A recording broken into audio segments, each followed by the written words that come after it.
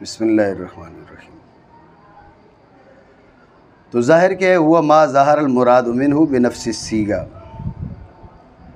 ظاہر وہ لفظ ہے کہ جس کی مراد واضح ہو بنفس الصیغہ، محض لفظ کو سننے سے، بنفس الصیغہ محض یہ نفس سے آ گیا، ٹھیک ہے نا؟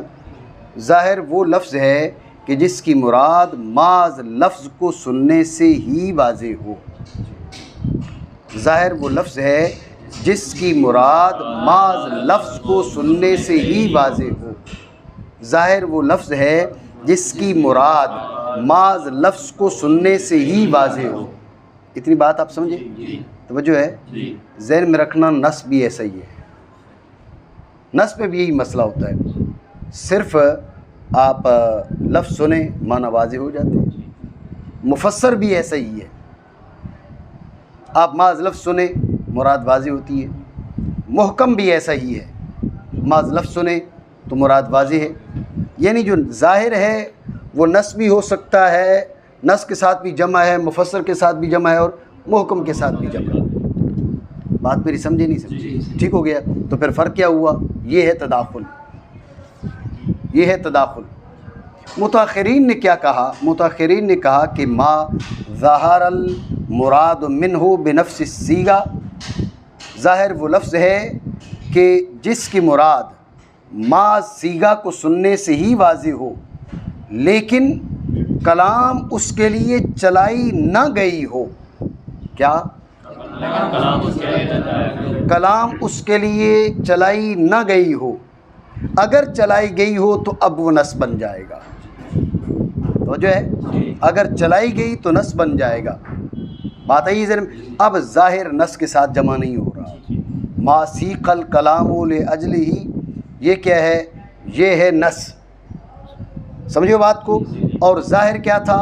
ظاہر یہ تھا کہ اس کے لیے کلام نہ چلائی گئی ہو، اس کے لیے کلام ما ظاہر المراد منہ بنفس الصیغہ، جس کی مراد ما صیغہ لفظ سننے سے ہی واضح ہو، بشرطے کہ کلام اس کے لیے چلائی نہ گئی ہو۔ اگر چلائی گئی تو وہ نص بن جائے گا، وہ ظاہر نہیں رہے گا۔ میری بات آپ سمجھ رہے ہو نہیں؟ متأخرین کے نزدیک ظاہر میں اور نص میں آپس میں تقابل ہے، ظاہر ہوگا تو نص نہیں ہے، نص ہوگا تو مفسر نہیں، مفسر ہوگا تو محکم نہیں۔ سمجھ رہے ہو بات کو؟ برخلاف کس کے؟ متقدمین کے نزدیک۔ متقدمین کے نزدیک ظاہر کیا ہے؟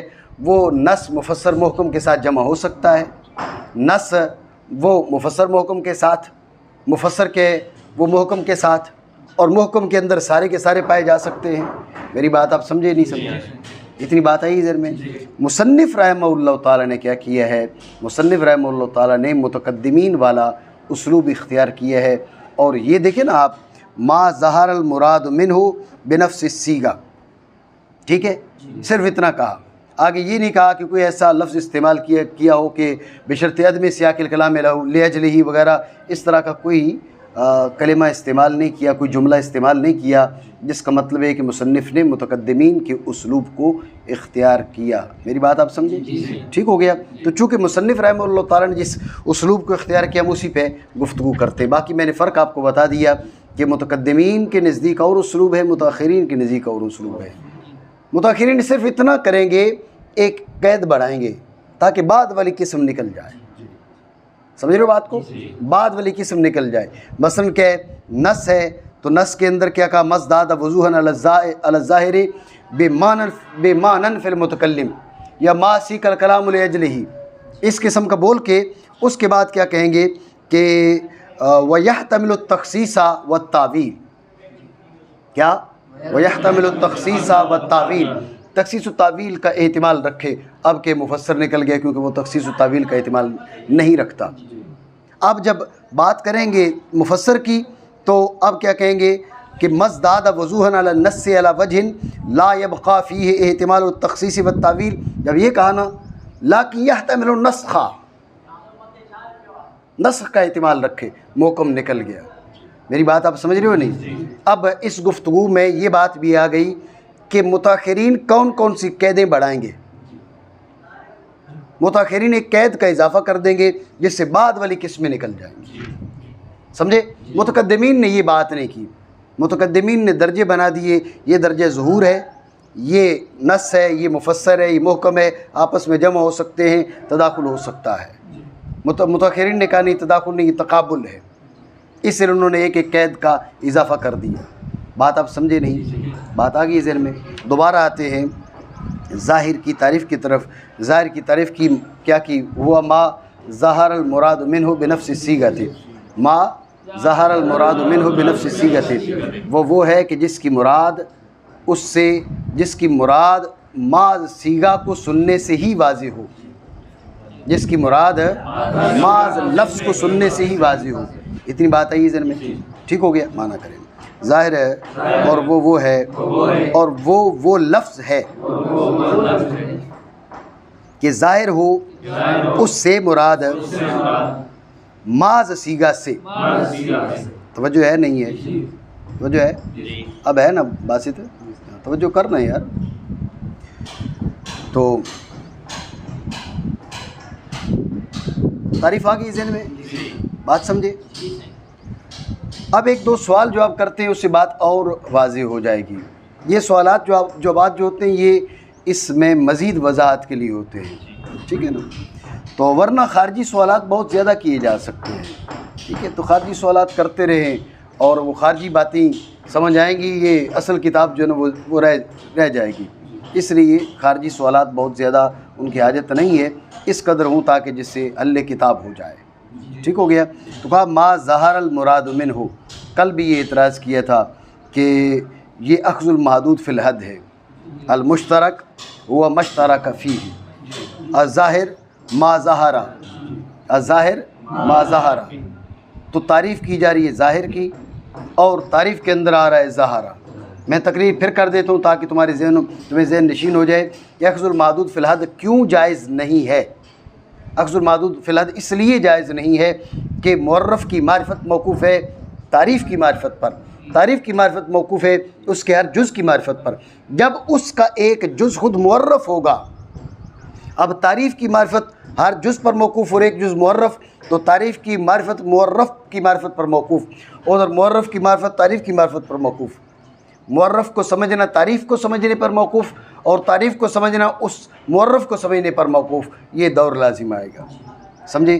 تو جواب ہم نے کل بھی دیا تھا، وہی جواب یہاں پر ہوگا کہ الظاہر جو معرف ہے وہ اصطلاحی ہے اور جو ظاہرہ ہے یہ لغوی ہے. تو لغت میں ظہور کس کو کہتے ہیں تو سارے لوگ جانتے ہیں. الظاہر سے اصطلاحی ہے جو اصولیوں کی اصطلاح ہے، اور وہ بھی مطلق نہیں، حنفی اصولیوں کی جو اصطلاح ہے. احناف کے ہاں ظاہر کس کو کہتے ہیں. تو یہ مخصوص ایک معنی ہے، اس کی وضاحت کی جا رہی ہے لغوی معنوں کو لے کر.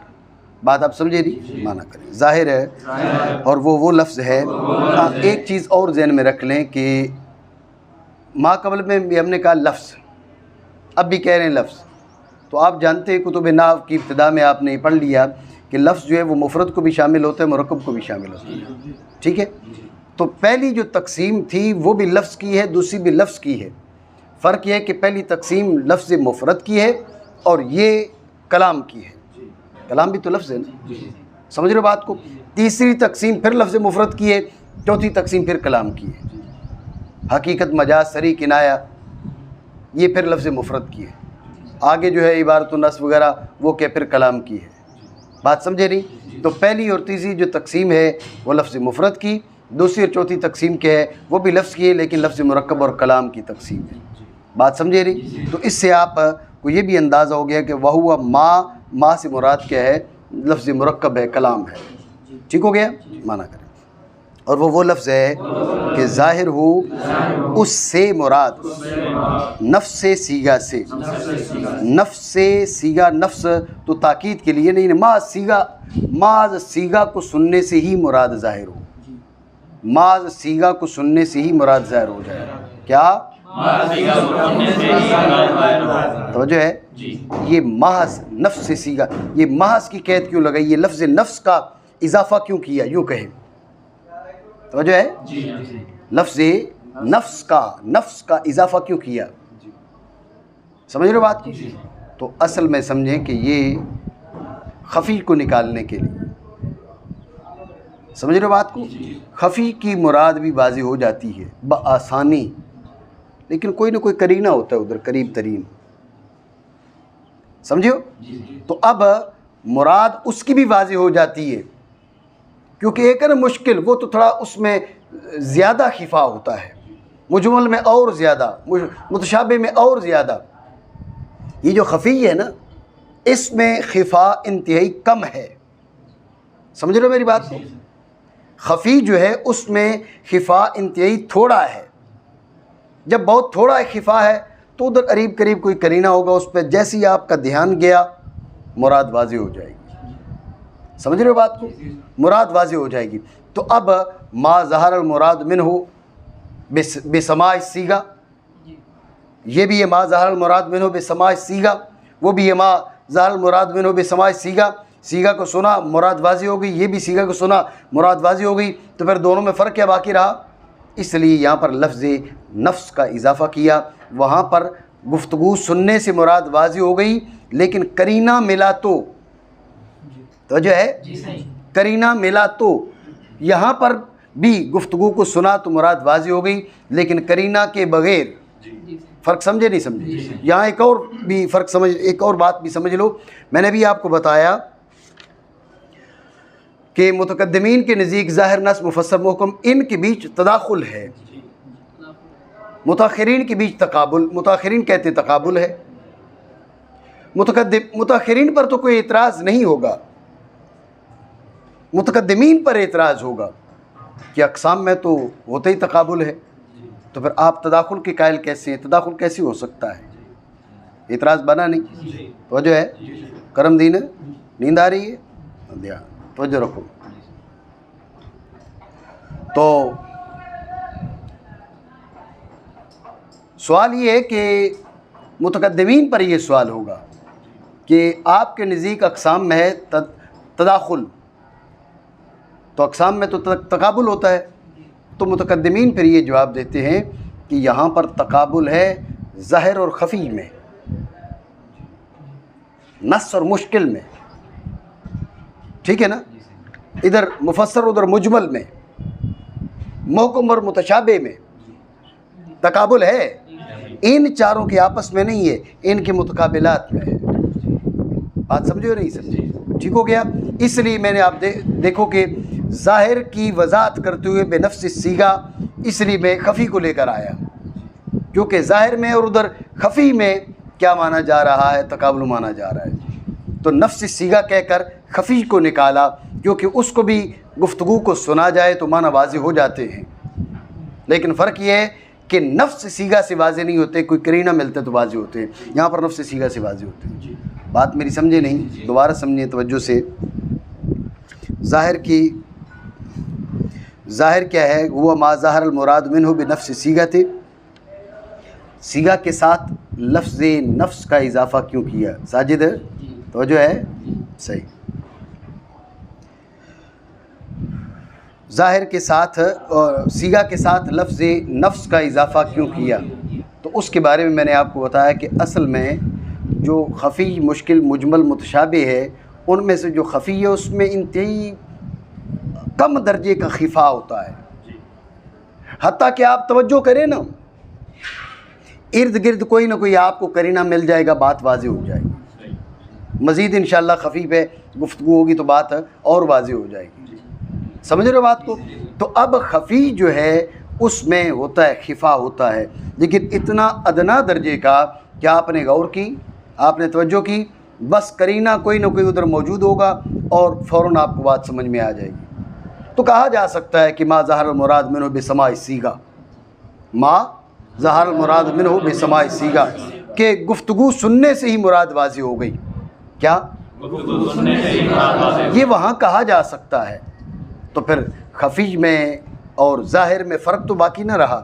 یہ بھی ہے ما ظہر المراد منہ بسماع الصیغہ، وہ بھی ہے ما ظہر المراد منہ بسماع الصیغہ. دونوں میں فرق کیا ہے؟ تو ذہن میں رکھیں، فرق کرنے کے لیے لفظ نفس کا اضافہ کیا ہے. وہاں پر بھی سننے سے مراد واضح، یہاں پر بھی سننے سے مراد واضح، لیکن وہاں نفس صیغہ سے نہیں، کسی کرینہ سے. خفی میں کیا ہے؟ نفس سیغہ سے نہیں، کسی کرینہ سے، برخلاف کس کے؟ برخلاف ظاہر کے۔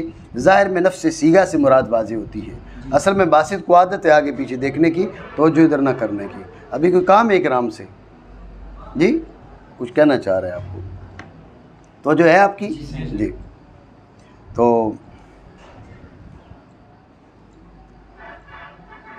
توجہ رکھیں، بات ہے ذہن میں۔ تو لفظ نفس کا جو اضافہ ہے کس کے لیے ہے؟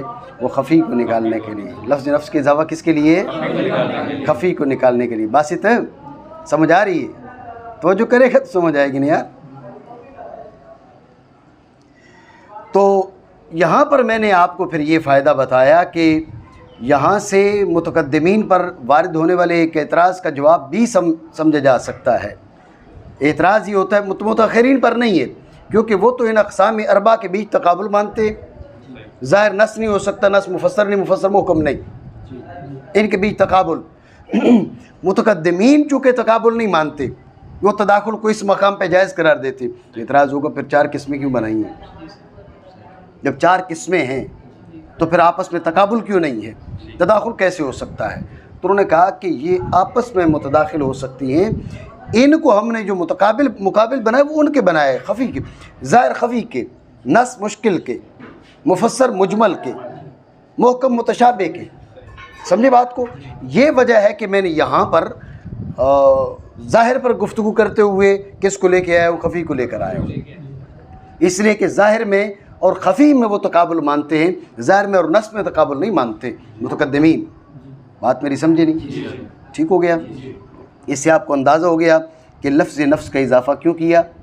بھائی مراد واضح ہو، کرینہ بھی ہو سکتا ہے، کرینہ سے ہم کوئی منع نہیں کر رہے، بھائی کرینہ نہیں ہونا چاہیے، نہیں، کرینہ بھی ہو سکتا ہے، لیکن کرینہ کے بغیر بھی مراد واضح ہو۔ کرینہ ہو جب بھی مراد واضح ہو، کرینہ نہ ہوتا صرف اس گفتگو کو سنتے، ان الفاظ کو سنتے مراد واضح ہو جاتی، بات واضح ہو جاتی، یہ کافی تھا۔ فَانْكِحُوا مَا طَابَ لَكُم مِّنَ النِّسَاءِ، فَانْكِحُوا مَا طَابَ لَكُم مِّنَ النِّسَاءِ، ٹھیک ہے؟ فَانْكِحُوا مَا طَابَ، فن کیوں، نکاح کر لو ان عورتوں سے جو تمہارے لیے کیا ہوں، جو تمہیں طیب لگیں، ٹھیک ہے، پسندیدہ ہوں۔ سمجھ رہے ہو بات کو؟ ٹھیک ہے، بات بالکل واضح ہے، اس میں خفا والی کوئی بات ہی نہیں ہے۔ بھائی پتہ نہیں نکاح کی بات ہو رہی ہے یا یہ بات ہو رہی ہے کہ بھائی آپ جو ہے نا وہ جا کے کوئی محنت مزدوری کر لیں۔ اب پھر ہم نے کہا یہ من النساء ہے، یہ نساء جو بولا جا رہا ہے اس کا مطلب ہے محنت، یہ ان باتوں کو ملانے کی ضرورت نہیں ہے۔ فن کے ہو جو کہا، فن کے ہو کہا تو اسی سے مراد واضح ہے۔ بات سمجھے نہیں؟ ٹھیک ہو گیا؟ مانا کریں ظاہر ہے، اور وہ لفظ ہے کہ جس سے مراد واضح ہو نفس سے سیغہ سے، تو یہ لفظ نفس کا اضافہ اس کرینہ کو نکالنے کے لیے ہے کہ اگر مراد کرینہ کے ذریعے واضح ہو تو پھر وہ ظاہر نہیں کہلائے گا، پھر وہ خفی کہلائے گا۔ بات میری سمجھے؟ ایک خارجی سوال آپ کر سکتے ہیں کہ بھئی ہم عربی کی بہت سی باتیں سنتے ہیں تو ہمیں تو سمجھ میں نہیں آتی، آپ سندھی بولتے ہو مجھے سمجھ میں نہیں آتی، کچھ آ بھی جاتی ہے لیکن بہت سی باتیں ایسی ہیں جو سمجھ میں نہیں آتی۔ تو اب قرآن عظیم کو آپ نے سنا، بے شمار ایسے لوگ ہیں جن کو سمجھ نہیں آتی، تو پھر اس کا مطلب ہے کہ جو کلام ہم سن رہے ہیں وہ ظاہر نہیں ہے۔ آپ نے کیا کہا؟ ما ظہر المراد منہ بنفس الصیغہ، جس کی مراد خود صیغہ ہی سے واضح ہو، اسی کو سنا تو بات واضح ہو گئی ہے۔ توجہ ہے؟ تو ہم نے تو سنا تو واضح نہیں ہوئی یہ سوال، تو اس کا جواب یہ ہے کہ لغت دانی ضروری ہے، معرفت لغت ضروری ہے۔ اگر لغت کو جانتا ہے تو پھر وہ سنتے ہی سمجھ جائے گا، اگر لغت نہیں جانتا تو اس میں تو کلام ہی نہیں ہے نا۔ پھر تو اگر آپ یہ کہیں بھئی لغت جانے نہ جانے سمجھنا ضروری ہے، پھر تو کسی زبان کے اندر وہ ظاہر کا وجود ہی نہیں ہے نا۔ کیوں؟ اس لیے کہ بھئی کوئی نہ کوئی شخص ایسا ہوگا جو اس زبان کو نہیں جانے گا۔ بات سمجھو؟ تو لہٰذا مطلب پھر کیا ہوا؟ مطلب یہ ہوا کہ ما ظہر المراد منہ بنفس الصیغہ بشرطے کہ اذا کان عارفا باللغہ، جب وہ عارف لغت ہو، جب لغت کو جانتا ہو، لغت کو نہ جانتا ہو تو اس کی بات نہیں ہو رہی۔ ساجد ہے؟ مانا کریں ظاہر وہ ہے، وہ لفظ ہے کہ ظاہر ہو اس سے مراد۔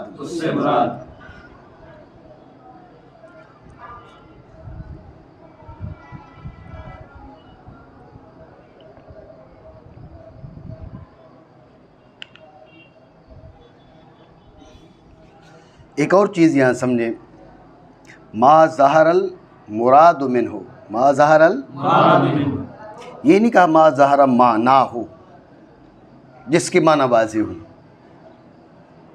توجہ ہے، ما ظہر ما نہ ہو جس کے معنی واضح ہوں، معنی نہیں بولا، مراد بولا۔ سمجھ رہے بات کو؟ بعض اوقات معنی واضح ہوتے ہیں، اس کی مزید وضاحت خفی، مشکل، مجمل، متشابہ میں آئے گی۔ سمجھ رہے ہو نا بات کو؟ اب آپ دیکھ لیں، میں بھی ایک مثال دے دیتا ہوں، بات مزید آگے چل کے واضح ہوتی ہے۔ اب جو متشابہ ہیں، معلوم المعنی، متشابہ معلوم المعنی، بل یداہ مبسوطتان، ٹھیک ہے نا، بل یداہ مبسوطتان، بل یداہ، اب یداہ معلوم المعنی ہے نا، ید تو ہاتھ کو کہتے ہیں، معلوم المراد نہیں ہے۔ سمجھ رہے ہو بات کو؟ تو اس لیے ما ظہر معنی، ظاہر وہ نہیں ہے جس کے معنی واضح ہوں، جس سے مراد واضح ہو۔ اس سے رب کریم جل وعلا نے ہمارے حق میں کیا حکم فرمایا ہے، اور اس کلام سے کس کا ارادہ کیا گیا ہے، اس کے معنی کیا ہے یہ اور بات ہے، اس سے مراد کیا ہے یہ اور بات ہے۔ سمجھ رہے ہو بات کو؟ جو معنی ہے اس کا، یعنی جو معنی ہمیں ہماری نظر میں واضح ہیں، ان کا مراد ہونا ضروری نہیں ہوتا۔ بات سمجھے؟ اس لیے انہوں نے یہ نہیں کہا ما ظہر ما نہ ہو، بلکہ کہا ما ظہر المراد منہ ہو، حالانکہ ما نہ ہو تو مختصر تھا نا، ٹھیک ہے؟ تو آپ یہ سوال جواب کی صورت میں بھی آپ بات کر سکتے ہیں کہ انہوں نے کہا ما ظہر المراد منہ، تو ما ظہر المراد منہ، المراد منہ، اس کے بجائے ما ظہر ما نہ ہو کہتے تو مختصر ہوتا۔ تو ما ظہر ما نہ ہو کے بجائے ما ظہر المراد منہ کہنے میں کیا مطلب، اس میں طوالت ہے، تو کیا فائدہ ہوا اس کا؟ تو اس کا جواب یہ ہے کہ معنی کا ظہور الگ بات ہے اور مراد کا ظہور الگ بات ہے۔ بعض اوقات خفی، مشکل، مجمل، متشابہ، ان میں بھی معنی واضح ہوتے ہیں لیکن مراد واضح نہیں ہوتی۔ تو ظاہر وہ نہیں ہے کہ جس کے معنی واضح ہوں، ظاہر وہ ہے جس کی مراد واضح ہو۔ سمجھو بات کو؟ اس لیے انہوں نے المراد منہ کہا، ما نہ ہو نہیں کہا۔ نہیں سمجھا؟ نہیں سمجھا؟ توجہ ہے، معنی کریں۔ اور وہ لفظ ہے جس سے مراد واضح ہو نفس سے، سیغہ سے، ما سیغہ سے، ما سیغہ کو سننے سے۔ توجہ ہے، ٹھیک ہو گیا۔ یہ ظاہر کے بارے میں ہم نے مختصر سی گفتگو کی ہے۔ اس کے بعد ہے نص۔ تو نص کی جو تعریف مصنف رحمۃ اللہ تعالیٰ علیہ فرما رہے ہیں کہ مزداد وضوحاً علی الظاہر بمعنی فی المتکلم، نص وہ لفظ ہے جس میں وضاحت ظاہر سے زیادہ ہو، جس میں وضاحت لیکن وہ جو ظاہر سے بڑھ گئی، ظاہر سے زیادہ وضاحت آ گئی، وہاں پر کوئی اضافی لفظ ہو تو فسجد الملائکۃ کلہم اجمعون، یا قاتل المشرکین کافۃ، جب کہا نا قاتل المشرکین تو اب یہ بھئی ہو سکتے بعض مراد ہوں، جب کہا کافۃ تو اب قاتل المشرکین ظاہر تھا سب مشرکوں کے حق میں، ظاہر ہے نہیں ہے؟ قاتل المشرکین سب مشرکین کے حق میں ظاہر ہے۔ کاف لیکن کیا ہے، وہ ذہن میں آ سکتی بات، ہو سکتے بس سب کے حق میں نہ ہو۔ جب کہا نا کافتن تو بات اور واضح ہوگی نہیں ہوگی، بے سبھی کے حق میں، سمجھے؟ تو اس کا مطلب ہے کہ یہ نص ہے، کہا نہیں، بے معنی فی المتکلم، بے معنی فی الکلام نہیں، ایسے معنی جو متکلم میں موجود ہوں۔ بات سمجھو، اگر کلام میں موجود ہوں تو اس کی ہم بات نہیں کر رہے۔ فسجد الملائکۃ کلہم اجمعون، یہ کلہم اور اجمعون یہ متکلم میں نہیں، یہ کلام میں ہے۔ سمجھ رہے ہو بات کو؟ یہ کلام میں ہے، برخلاف کس کے؟ برخلاف اس کے کہ جب آپ نے کوئی خاص بات بتانے کا ارادہ کیا ہو، آپ جب بولیں گے بہت سی باتیں، بھائی میں نے آپ سے پوچھا بھائی باسط کلاس میں آیا تھا، آپ نے کہا جی باسط آیا تھا، سمجھے بات کو؟ تو اب گفتگو کس کے لیے چلائی گئی ہے؟ باسط کی حاضری کے بارے میں چلائی گئی ہے، سمجھ رہے بات کو؟ لیکن اس سے یہ بھی تو واضح ہو رہا ہے نا کہ اس ادارے کے ایک طالب علم کا نام باسط ہے، یہ بات واضح ہو رہی نہیں ہو رہی؟ سمجھے بات کو؟ اور اس کا طالب علم کا جو ہے نا وہ نام باسط ہے، اور بہت سی باتیں واضح اس سے ہو جاتی ہیں۔ بھائی کوئی باسط ایسا بھی ہے جو ادھر قریب قریب کچھ علاقوں کا، تمہارا ضلع کون سا بنتا ہے؟ خیرپور، تو کوئی قریب ترین علاقوں کا ہے، بھائی جبھی تو ادھر پڑھنے کے لیے آیا ہوا ہے، باسط اس ادارے کے طالب علم بھی ہے، باسط جناب والا وہ ایران سے نہیں ہے، افغانستان سے نہیں ہے کہ یہاں پر پڑھنے کے لیے آتا وغیرہ۔ یہ ساری باتیں کیا ہوتی ہیں؟ اس سے واضح ہو رہی ہیں، ظاہر ہو رہی ہیں، لیکن ان کے لیے گفتگو چلی نہیں ہے۔ چلی کس کے لیے؟ کہ اس کی حاضری کے بارے میں۔ یہ نص ہے بمعنی فی المتکلم، وہ متکلم کا جو ارادہ ہے نا، یہ بات سمجھ رہے ہو نہیں؟ اسی کو کہا جاتا ہے ما سیق الکلام لاجلہ، جس کے لیے گفتگو کو چلایا گیا ہو۔ کیا؟ جس کے لیے گفتگو کو چلایا گیا ہو۔ تو مصنف رحمہ اللہ تعالیٰ نے کیا کہا؟ مزداد وضوحا علی الظاہر، جو ظاہر پر وضاحت میں بڑھ جائے۔ ذہن میں رکھنا، اب مفسر بھی آ گیا، محکم بھی آ گیا، تو ان سے فرق کیسے ہو؟ کہا بمعنی فی المتکلم، ایسے امر کے باعث جو متکلم میں موجود ہو۔ تو ارادہ تو متکلم میں موجود تھا نا، اس نے نیت کی تھی نا، بھائی میں اس مقصد کے لیے گفتگو کو چلا رہا ہوں۔ بات سمجھ رہے ہو نہیں؟ چلیں یہ بھی سمجھیں، بھائی ہمیں کیسے پتہ چلے گا بھائی متکلم نے اس مقصد کے لیے گفتگو چلائی؟ بندہ جس مقصد کے لیے گفتگو کرے، گفتگو پر غور کرے تو بات سمجھ میں آ جاتی ہے۔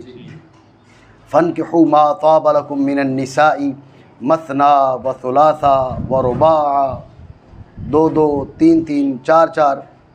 فَإِنْ خِفْتُمْ أَلَّا تَعْدِلُوا فَوَاحِدَةً، اگر تمہیں ڈر ہو کہ عدل نہ ہو سکے گا تو ایک۔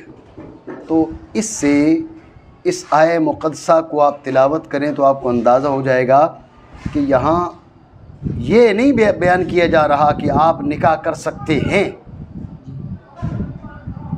آپ نکاح کر سکتے ہیں، یہ نہیں بیان کیا جا رہا ہے، یہ بتایا جا رہا ہے کتنی عورتوں سے کر سکتے ہیں۔ سمجھے بات کو؟ مثنیٰ و ثلاثہ و رباع، اس سے بھی پتہ چل رہا ہے بھئی عدد بتانے کے لیے گفتگو کو چلایا گیا۔ آگے فَإِنْ خِفْتُمْ أَلَّا تَعْدِلُوا فَوَاحِدَةً، عدل نہ کہ فقدان کا خوف ہو تو پھر کہ ایک عورت سے نکاح۔ تو اس سے پتہ چلا بات صرف نکاح کے جواز کے لیے نہیں کی جا رہی، یہ بتانے کے لیے کی جا رہی ہے کہ کتنی عورتوں سے نکاح ہو سکتا ہے۔ میری بات آپ سمجھے نہیں سمجھے؟ توجہ ہے؟ تو لہٰذا ہے معنی فی المتکلم، لیکن گفتگو پر آپ توجہ کریں گے تو بات واضح ہو جائے گی کہ کس مقصد کے لیے گفتگو کو چلایا گیا ہے۔ بات سمجھے؟ خلاصہ پھر سمجھے کہ نص وہ مزداد وضوحا علی الظاہر بمعنی فی المتکلم، نص وہ لفظ ہے کہ جس کی وضاحت ظاہر سے بڑھ جائے، جس میں وضاحت ظاہر سے زیادہ ہو، لیکن بمعنی فی الکلام نہیں، بمعنی فی المتکلم۔ متکلم کے اندر کوئی ایسی بات پائی جا رہی ہو، متکلم کی جانب سے، یہ کہیں متکلم کی جانب سے کوئی ایسی بات پائی جا رہی ہو کہ جس کی وجہ سے وہ وضاحت اور بڑھ گئی، وضاحت میں اضافہ ہو گیا۔ سمجھ رہے ہو بات کو؟ اگر کلام کے اندر ایسی بات آ گئی تو پھر اس کا بیان آگے آ رہا ہے۔ متکلم کی جانب سے کوئی ایسا امر موجود ہے تو اب کہ وہ نص کہلائے گا، اسی کو کہا جاتا ہے ما سیق الکلام لاجلہ۔ بات سمجھے ہو نہیں؟ یہ اسی نص ہی کی تعریف ہے۔ ایک اور بات ذہن میں رکھ لیں کہ نص کے اور بھی اطلاقات ہیں۔ نص کا اطلاق کیا ہے؟ وہ کتاب، سنت اور اجماع، یعنی جو سمعیات ہیں ان پر بھی کیا جاتا ہے، ٹھیک ہے نا؟ اور صرف کتاب اور سنت پر بھی کیا جاتا ہے۔ اس بارے میں نص وارد ہے، وہ جو ہے یہ جو کہا جاتا ہے اس بارے میں نص وارد ہے، تو یہاں پر نص کے معنی ما سیق الکلام لاجلہ نہیں ہے، بلکہ یہاں پر اس بارے میں نص وارد ہے، اس کا مطلب اس بارے میں آیت موجود ہے یا حدیث موجود ہے. سمجھ رہے بات کو؟ نص علیہ ابو حنیفہ تھا، اس بارے میں ابو حنیفہ علیہ الرحمہ نے نص کی ہے، یعنی صراحتاً گفتگو کی ہے. تو نص کے اور اطلاقات بھی ہیں، یہ بات آپ ذہن میں رکھیں. ٹھیک ہے نا؟ بعض اوقات انسان دیگر اطلاقات سے وہ غافل ہوتا ہے، تو وہ پھر وہ سمجھتا ہے کہ شاید جہاں پر بھی نص آئے گا وہ ماسی کل کلام الاجلی کے معنی میں ہوگا. توجہ ہے نہیں ہے بات؟ سمجھے؟ تو بہرحال یہاں پر کیا ہے کہ جس کے اندر وضاحت ظاہر سے زیادہ ہو، اور وہ جو ظاہر سے زیادہ وضاحت ہے بمعنی فی المتکلم، متکلم کی جانب سے کوئی ایسا امر پایا جا رہا ہے جس کی وجہ سے ظاہر پر اس کی وضاحت زیادہ ہو گئی ہے. ٹھیک ہو گیا؟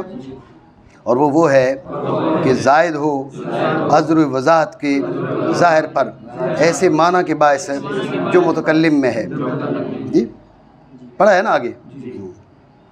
معنی کریں مثل فرمان باری تعالیٰ کے تو تم نکاح کرو ان سے جو تمہیں پسندیدہ ہوں. یہ من بیانی ہے نا، من النساء، من بیانی ہے. ٹھیک ہے نا؟ ماں کا بیان، فن کی ماں، اس ماں کا بیان ہے من النساء کے ساتھ. ٹھیک ہو گیا؟ عورتوں سے.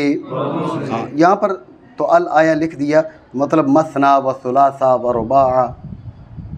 مثنا کے معنی دو نہیں ہے، مثنا کے معنی ہی ہے دو دو. ثلاثہ کے معنی تین نہیں ہے، تین تین. معنی یہی ہے تین تین.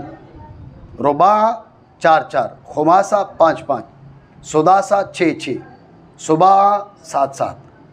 ٹھیک ہے نا؟ ثمانہ آٹھ آٹھ، تساع نو نو. سمجھو بات کو؟ اسی طرح یہ جو ہے نا ثلاث، اس کے معنی میں بھی تین تین، تو مثلث اس کے معنی میں بھی تین تین. رباع چار چار، مربع چار چار. سمجھے؟ خماسہ پانچ پانچ، مخمس پانچ پانچ.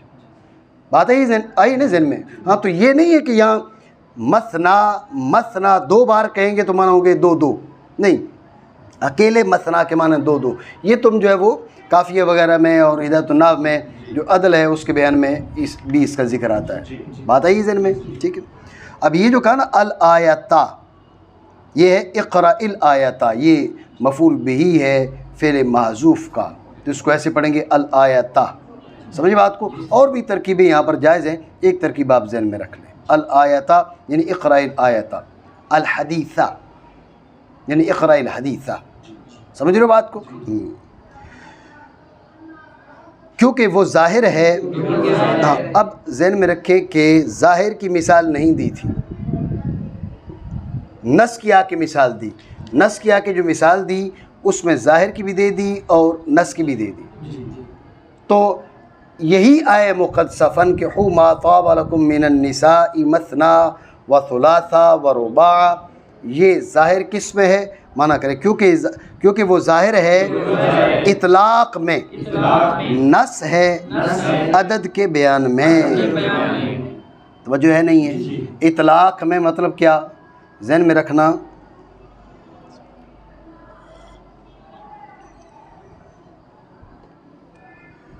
باب فروج میں اصل منع ہے، باب فروج میں اصل منع ہے. اس لیے کہا کہ فَإِنَّهُ ظَاهِرٌ فِي الْإِطْلَاقِ، کہ اطلاق ہے نا رفع قید، رفع قید. تو اب کیا کیا؟ فَإِنَّهُ ظَاهِرٌ فِي الْإِطْلَاقِ، یہ رفع قید میں ظاہر ہے. بھئی آپ نکاح کر سکتے ہو، ویسے تو کوئی عورت کسی کے لیے حلال نہیں ہے. باب فروج میں اصل منع ہے، حرمت ہے، لیکن کیا ہے؟ فانکحوا ما طاب لکم من النساء، نکاح کر سکتے ہو. یہ اطلاق ہو گیا ہے، یہ قید ہٹ گئی ہے. قید کیسے؟ بھئی آپ نکاح کر لیتے ہو تو وہ عورت حلال ہو جاتی ہے، جس کے ساتھ نکاح جائز ہو، بات اس کی ہو رہی ہے. سمجھ رہے ہو بات کو؟ تو کیا ہے؟ نص ہے بیان عدد میں. اب سوال یہ کہ بیان عدد میں نص ہونے کی دلیل کیا ہے؟ کہا کہ لأنہ سیق الکلام لأجلہ. تو جو ہے آپ آئے مقدسہ پر غور کریں تو آپ کو اندازہ ہو جائے گا کہ گفتگو کا چلاؤ ہی بیان عدد کے لیے ہے. گفتگو کا چلاؤ ہی بیان عدد کے لیے. جب گفتگو کا چلاؤ ہی بیان عدد، یہی تو نص ہے.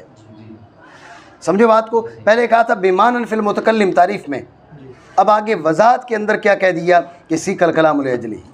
سیکھ الکلام ہو لأجلہ، توجہ ہے، معنی کریں۔